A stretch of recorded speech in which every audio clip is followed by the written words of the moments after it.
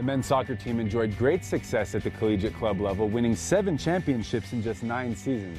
Coach Watkins and his staff then decided to take the team to the PDL, a new level of competition and challenge for his players on the field. But this isn't Coach Shane's first rodeo. He's been sending athletes to the Olympics for over 20 years and says that Mackey has what it takes to win herself an Olympic bid. The Cougars hope to return to Southfield for at least one more match in the postseason. To do so, they'll have to continue their win streak throughout the remainder of the regular season to keep their high RPI ranking. While the majority of activity centers are found in the Richards building, from the pools to the racquetball courts, the most popular are found in the Smith Fieldhouse, with hundreds of people coming every day to enjoy the track and the fitness centers upstairs. Swiss and his crew have been planning for months, all for this one night. They've put in countless hours, including 2 18-hour days leading up to the event, just to turn this place into something you've never seen before. Hundreds gathered outside the administration building near the flagpole on Tuesday, September 11th, to remember another Tuesday, September 11th that happened 11 years ago in 2001. Cadets from the Air Force and Army ROTC programs began the morning ceremony by raising the flag and then lowering it to half-staff. It provides us the opportunity to remind the community of the sacrifices that have been made, both on 9/11 as well as the sacrifices ever since that day. Obviously, the military have made great sacrifices, but the people have made sacrifices. There were innocent civilians who were attacked on 9/11. This ensures that we never forget their role in this and the sacrifice they made. At 8:46 a.m., the cadets began the flower ceremony, accompanied by a 3-round volley. A folded flag was placed on the table in front of a large wreath to represent all those lost on that day 11 years ago. 4 roses were then brought forward and laid down to represent each of the planes that were hijacked and destroyed. John Seeley, a second-year Army cadet, took part in the ceremony. Honestly, it's a big deal. It really kind of gets right down to your heart, just remembering everything that's happened and being able to honor those people. It's great that, as many people can get involved as possible, all the Army, ROTC, Air Force and Army, and that really, it just kind of, it feels good just to remember and to honor those that have died. Both the Air Force and Army detachments are completely run by the cadets themselves, with supervision from active duty members known as cadre. Colonel Kucharik, Air Force ROTC commander, is new to the program at BYU, but is already impressed by the efforts of the cadets. It's absolutely just inspiring.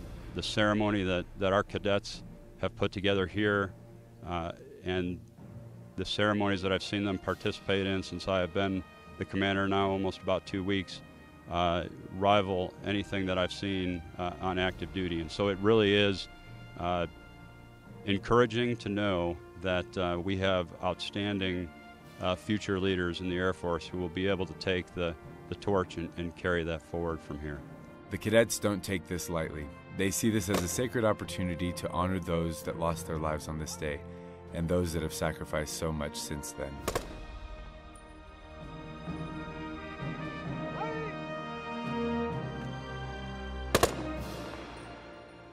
As I watch this ceremony, I think of all members of the United States Air Force, of the United States military, past and present, who have sacrificed their lives for freedom and for the things that we uphold here in the United States, for the Constitution, for all the great blessings that we have.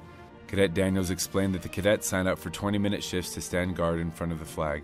For 24 hours, 2 cadets from either service will remain in front of the flag, motionless, not speaking, just remembering and honoring. Rain, wind, heat, or even darkness will not stop their vigil.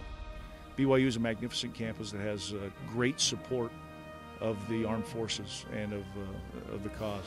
But ultimately, there's a very small percentage of students who are cadets. Every one of those cadets today, whether it's the Air Force or the Army side, have volunteered to seek futures as officers in the United States Army and the United States Air Force during a time of war. This gives the cadets an opportunity to really recognize what they've signed up for and those who have gone before them. Cadet Daniels said they will repeat this ceremony every year to honor, to remember, and to pay respects. On BYU campus, Kyle Pettit, BYU Weekly. Looking for a scenic experience that's not quite as intense as those mountain biking trails? I took a journey down the Provo River Trail and found something for everyone. The Provo River Trail attracts thousands of Utah County locals every year with its beautiful scenery and the easy paved pathway. But perhaps the most popular form of transportation down the trail is longboarding. Experienced riders and novices alike often make the trip down the canyon for various reasons.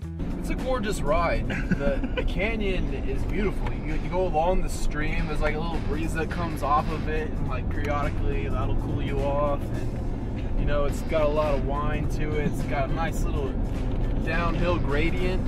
Makes it so that you don't have to kick the whole time. And it's just chill and beautiful. Love it. Many trail riders will meet up at the mouth of the canyon before heading up to the trailhead. Many people choose to stay at Vivian's Park to enjoy fishing, picnics, the park, and other family activities. And once they've been out once, they'll almost always come back for more.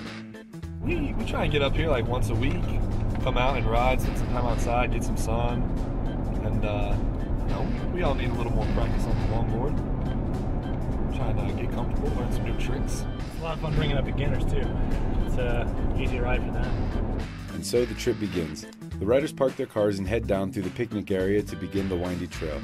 It may seem scary at first, but riders quickly get comfortable and are able to enjoy the ride. I was so nervous the first time I came up.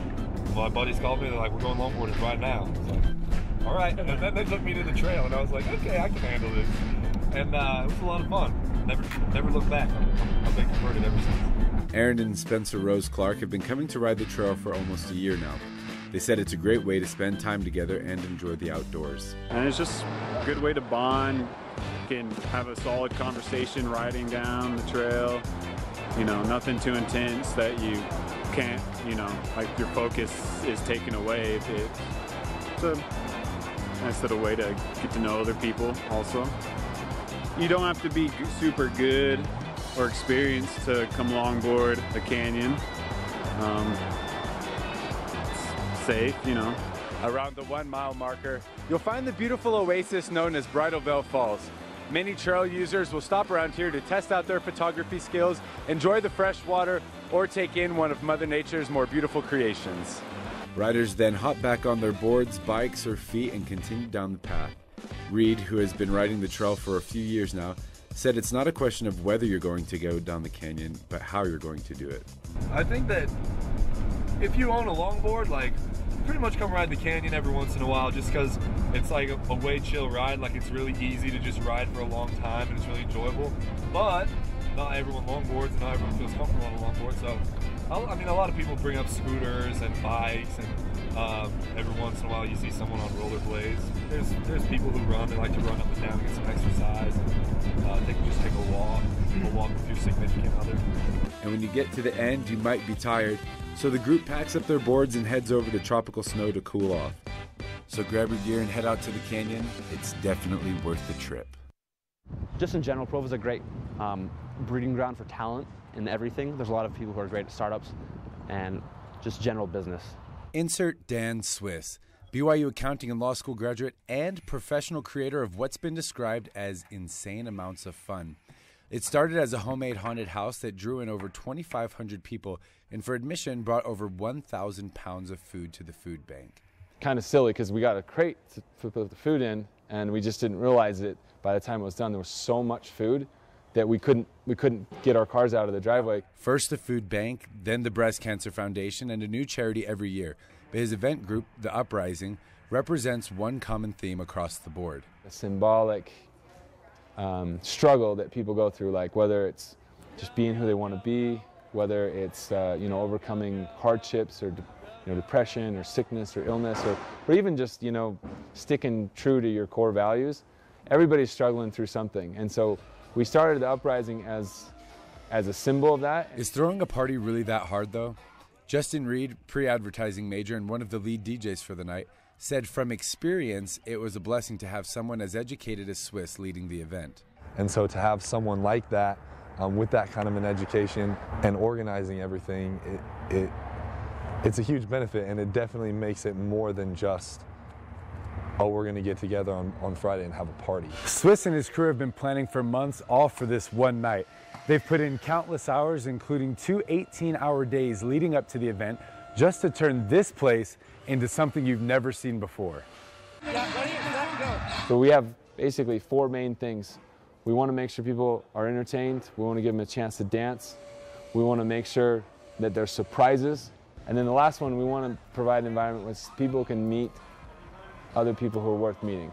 The Uprising crew checked off all 4 boxes. Some of the comments on Facebook read, "Best night of my life, best party ever." And when I asked Swiss where his genius came from and how it all happened, he attributed a huge portion of his success to his experiences at BYU. I would have never had that connection without BYU, without the opportunity to go have real world experience. Dancing, paint, squirt guns, more paint, drums, dance battles, and a lot more paint, and some really happy people. Swiss did it again, and somehow he said next year will be even bigger. Kyle Pettit, BYU Weekly.